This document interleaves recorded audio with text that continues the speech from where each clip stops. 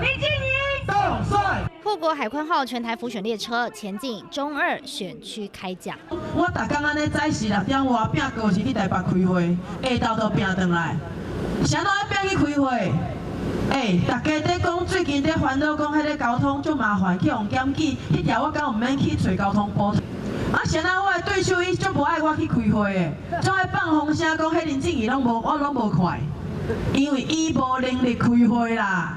伊连这笋都袂响啦！寻求连任的立委林静怡炮口瞄准对手严宽恒，地方常有风声说他不够在地，他要讲清楚。伊家大业大，伊的行动的环境跟咱无同款，每一个地方去跑，只讲一件事情，说林静怡没有在地方，林静怡是为这样不要到啊！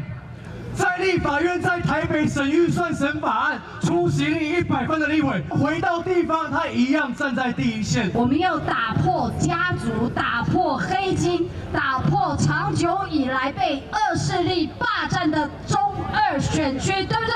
对。全台湾各地都有马文君们。